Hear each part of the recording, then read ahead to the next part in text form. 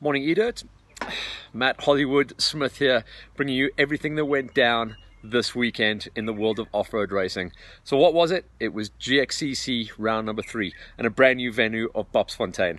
Now, we haven't been in Bopsfontein, certainly for the GXCC tour, but I'm aware of the area. It's a very flat area and it does tend to get a little bit boggy. That happened as well. So in the weeks running up to the event, they had a ton of rain. Lawrence had to do a bit of moving and shaking to actually make the course work, but it worked real well. The juniors went out for a 23k loop in the morning, as well as the quads going out on a 22k loop, which meant these guys were getting dizzy, burning up the laps. Let's go through the categories. On the juniors, the guys that went out the gate, and I'm going to concentrate on the guys that led out and put the fastest laps in. Remember last time around at round number 2, it was a 3-horse race between Matty Wilson, Carl Branson and J-Dog, Jordan Cowley. Those top 3 riders crossed the line within 10 seconds of each other at round number 2. This time out, it was all about Branson, get the whole shot, and early on in lap number 1, Wilson took the lead, and those two checked out. J-Dog just didn't get a good lap 1, couldn't get the pull off the line, and it was a 2-horse race. They ran the numbers. Once again, it was Wilson that took the win ahead of Branson, this time just 3 seconds separating. So those two are definitely the class of the field right now, and obviously it's Wilson that leads going into round number 4 of the Championship Race Series.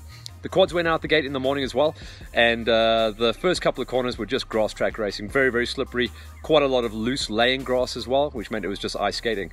Let's go with the ladies. I think we had 6 ladies at round 1, 5 ladies at round 2, 7 ladies at round 3. So that's looking good for the numbers as far as our stats go.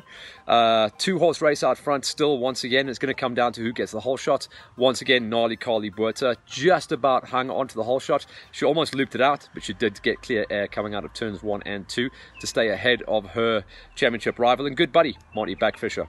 They went 1 and 2 on the day with Megan Stander, 3rd place. Megan is getting good. She's getting tasty.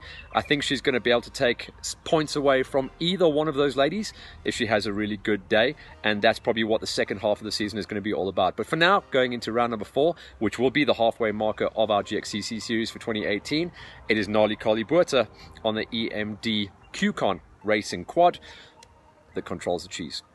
On the motorbike, on the senior quad side of things, let's talk about the Q1s. Also, the biggest gate we have seen this season and pretty much the whole way through last season as well, and the Q1s. Now, on the stats building up to this event, I talked about how many people had taken the wins. Rasman took a good win on race number 1. Gideon took the win on race number 2. So it was to see if one of those riders were going to be able to back it up. The money was probably going to be on Gideon Jacobs, but this time out, he had some problems on lap number 1 and 2 on his quad that held him back. He had to plow the field and come through, but that left clear air for Keenan Hammond. He had no problems. This time he had no punches, and it was a loop that really suited his aggressive riding style. He could make mistakes on this track and get away with it, and Keenan did just that. Took his first win, so that's our 3rd winner on the year for the quads in the Q1s, and well done, Keenan. That's also giving us our 2nd manufacturer, because remember, round number 1, Rasman was on the KTM, round number 2, Gideon was on his KTM, and this time it's the Yamaha. So good job, keeps things nice and even. In the Q2s, Hannes Simon has had an up and down start to the year. He had a good round 1, he had a messy round number 2. This time out, he came out with a banger and took a flag to flag. Real nice ride coming out of the QCon EMD rider as well. And commiserations and spare a thought, by the way, for Ruan Tout. And I've got to highlight Ruan Tout. If you guys were there on the start line, you saw he pulled the first whole shot of the day just to get absolutely peeled off his bike, but he did come home inside of a top 5. So ride of the day and good comeback for Ruan Tout. And we are mentioning his name more and more nowadays. So the big kid who is good on a bike as well as a quad, there's a couple of those guys out there. Commiserations for the T-Bone, but good fight back. That was our quad category. Now take a breath as we go through all of our bikes. Right. Where do you start for the motorbikes? Let's start with the categories and work our way forwards. How they came off the gate, it looked like this. In the Q1s, that was the Pro Big Bangers. Now the story of this was that Kenny took race number 1, but close. JC was right on his heels. That's JC Nienaber on the newly formed for 2018 whole shot Husqvarna Factory Racing Squad. JC then took a big win at round number 2 as Kenny's Factory Racing Liqui-Moly Pepsi Plastics Husqvarna had some problems late on in the race. So that's 2 different winners. Now the money would be on D'Artagnan Lobjoy. He's been the guy that's been running in 3rd place, and he is our OR1 defending champion from last season, to come out at round number 3 and take the win. He got the whole shot, but unfortunately tucked the front end pretty hard on the Yamaha, the man that makes the trip across from Botswana every single time to come racing. Tucked the front, came out of turn number 1 in last place, threw it down again in turn number 2 and had to do the big fight back. So you got to know he was angry in laps 1 and 2. That left the boys running out front. The boys being JC Nienaber, who pulled a massive hole shot once again, but this time out he was matched by another Yamaha. Remember a couple of years ago we've been talking about Charon Moore. He runs so good on the 250s. He's been on 250s forever and ever. Oh man. Well, in the off season he moved across to 450s, and this is the first time he's actually lined up at the GXCCs with us, missing the first half of the year. But he ran JC super close. Those guys fully checked out. It was the JC and Charon Moore show the whole way through the day.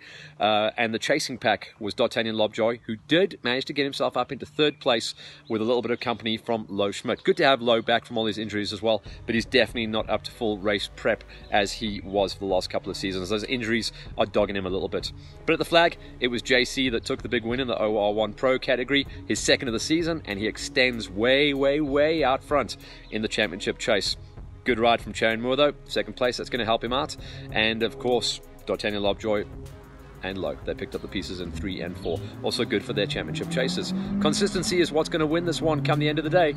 And at the moment, it's JC that leads. D'Artagnan Lobjoy is running a pretty close number 2 spot in the championship after bringing home good results every single time.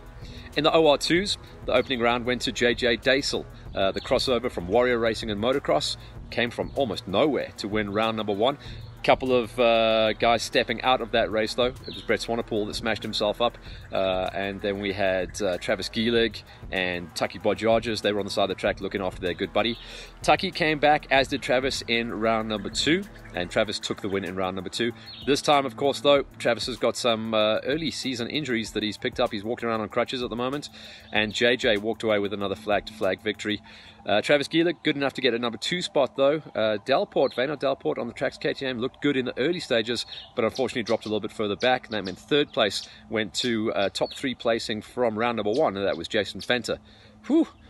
Crazy, crazy, crazy numbers coming in from this race. Let's try and hang in there as we go forward into the OR3s. Those are the 200s or 250s, predominantly on the 4-stroke side of things. Out of the gate, Ian Rawle, absolutely madman. He smashed his wrist up, what, a month and a half ago? He's toughed it out, he's come back, and he was an absolute lunatic on laps 1 and 2. On lap number 3, though, he got lost. You know, you've done lap 1 and lap 2, but on lap 3 you get lost. I understand how it happened. When it wasn't muddy, it was very dusty, this track. So unfortunately, the brawler had to claw his way back. It wasn't going to be a win. The win was then opened up. It looked like it was going to be Stefan van Deventer. Stefan also had a rough time at the office, which meant it was different riders coming through. Remember, Flanny took round number 1, Van Deventer took round number 2, and this time out, it looked like it was going to be the Van Deventer show again. I'll tell you who got the number 2 spot though, and the man who now leads the championship chase in the OR3s, and that is Darren McLeod on the D&H Engineering Yamaha. He had an absolutely stellar ride. Real strong push from the guy out of D&H Engineering, and a deserved championship points leader heading into round number 3. So in the OR3s, who took the win? Well, the answer, my friends, as to who took the win in the OR3s is the comeback king. Now, this is a guy that smashed himself up not 1, not 2, almost 3 years, somehow managed to hang on to his factory ride with KTM, and welcome back Jared Coetzee. Jazzman back on point. Now, last year, he was near on untouchable in the first half of the season, taking overall wins and category wins in the GXCCs for 2017. So Jazz is back, and you better believe it, this is going to be a gnarly championship. That makes it an OR3s, 3 winners in 3 races. McLeod, though, has got to be the big bet going forward into round number 4. So keep it up and keep a watching eye on this space. Let's go into the 125 high school gate. Some stats. Lo Pretorius out of Vans Racing on the Husqvarna, who was a pickup from late season last year. Leon saw the talent, shone a light on him, invited him down to the shop and hooked the kid up. Delivered, he took the win in race number 1, beating out some major players. Round number 2, Skinny Robbie, Nardus Robbie, now picked up by Roos KTM and being tutored and trained by Alta Tevet. He came out swinging, he took round number 2. Round number 3, it was going to be a good bet to see that Ryan Peltzer was going to be the man to beat this time out. But Peltzer got a number 3 spot. Round number 1 winner, Lo Pretorius, got a number 2 spot. Who got the win? It wasn't Robbie this time out. Robbie had to settle for a number 4 spot. It was the Johnny Come Lately, one of the kids that made the decision to stay in high school, sell his Yamaha 250 4-stroke, step onto a Husqvarna 125, and he's taken his first big win of the season. Storm Phil Yuen puts his name in the hat as a championship contender as he walks away with his first big win coming out of round number 3. That is nuts, absolutely nuts. Another category where we've had not 1, not 2, but 3 different winners on the season. Huge news, and really cool for the GXCCs as well, because it shows there's a depth of talent. In the senior categories, all going to be about Bruce Phil Yuen trying to take his wins once again. Remember, he took round number 1 win. Round number 2, he had to give the win away to another Bruce. That was Bruce May. Round number 3, at full fitness, you'd think he'd be coming back. But oh no, there's always going to be a new name on the pile. And as to stay with the theme, it was Wade Blau. Came out of nowhere. You know, he's a former national winner. He's a real tasty rider, but we haven't seen him out on the bars for a very long time. I didn't even know he was out on the track with Bruce until actually at the prize giving. But Blau makes it 3 different winners in the senior category. Bruce gets a number 2 spot, keeps his hand on the trophy, and extends his championship overall points lead.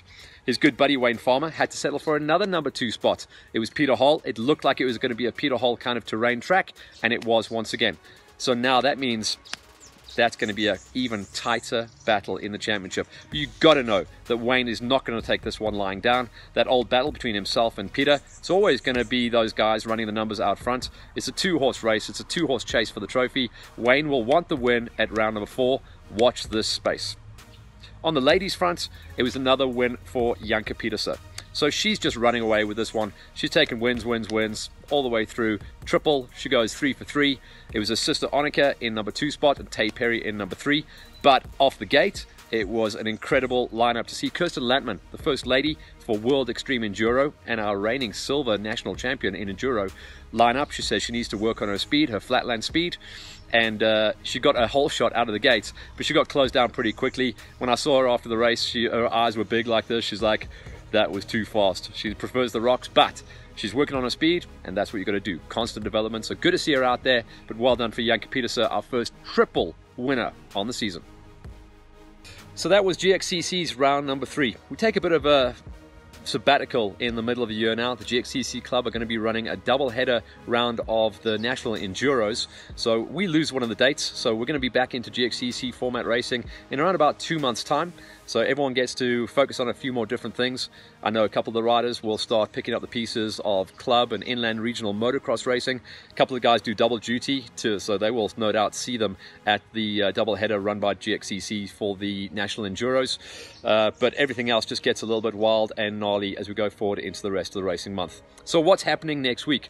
Well, next week it's going to be Vans Racing. Vans Racing have their next round of the Farm Jam, so it gets a little bit busy as far as that goes. So they've got Farm Jam. At the end of the month, it's National Enduros down at PE, so that pretty much wraps us up for the racing month of April. And then we open up March with the Koa Bokkenfeld, the National Off-Road. I spoke to a couple of quad guys. It's pretty much set that it's going to be a bike and a quad track there as well.